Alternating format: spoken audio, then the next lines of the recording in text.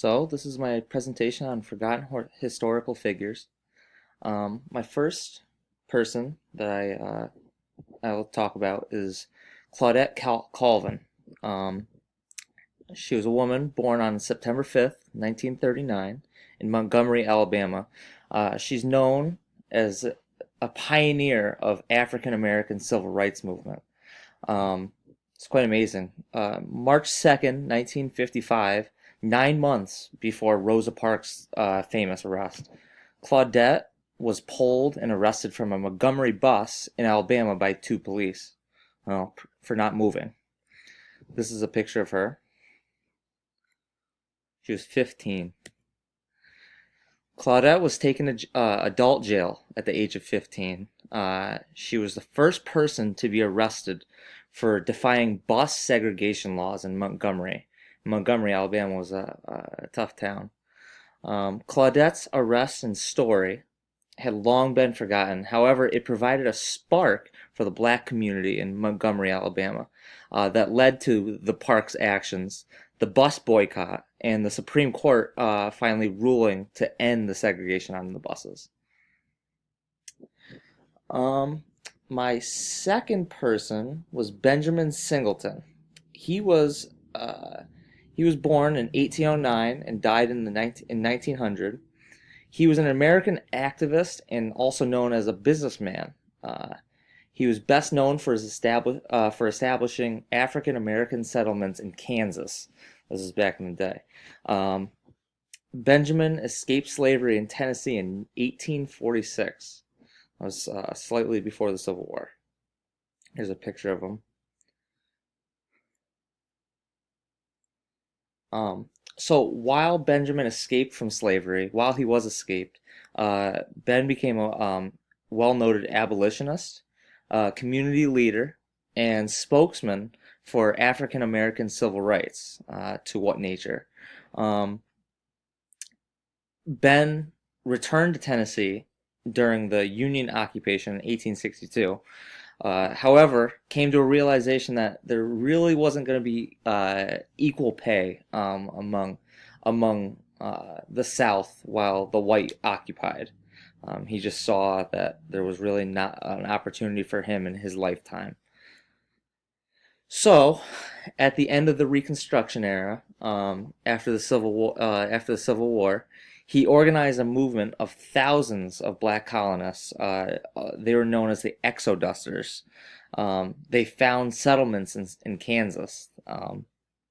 This is all amazing, while slavery was going on. Um, Definitely prominent early voice for black nationalism. He became involved in promoting and coordinating black-owned businesses in Kansas. Uh, all right. So my third person is Matthew Henson. He was a pioneer explorer. He was born in 1866, which right around that time, yeah, that's amazing, and died in 1955. So he lived a long life, just about 90 something years. Um, First African American Arctic explorer. Many credited him to be the first man to reach the North Pole in 1909. This is a picture of him to the best of their knowledge. Matthew Henson was a longtime explorer. However, he was an associate of Robert Peary. Peary. Um, To our knowledge, he traveled on 7 voyages over a period of nearly 23 years. That's a long time. Served as a navigator and craftsman, so I'm sure he did a lot of the work on those voyages. I'm sure Robert Peary took a lot of the credit. Um, Traded with Inuit. It was a old civilization, old yeah, as well as learn their language. Um, Along with on his travels. He was known as Perry's first man when it came to tackling arduous adventures. Um, Perry was a white man, but he took a lot of the credit, obviously, which um, was just the come and go of that time. Um, Now Bessie Coleman, all right, Bessie Coleman was a black African American female, um, born in 1892. She died in 1926, but we'll get to that. She was born in only a one-room shack in Texas.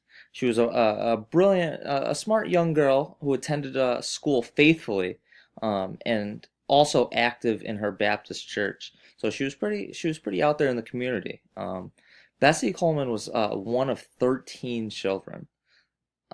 While Bessie wasn't in school or church, she was working the cotton fields to help her family. This is a picture taken of her. We'll find out soon after, you know, what her occupation was.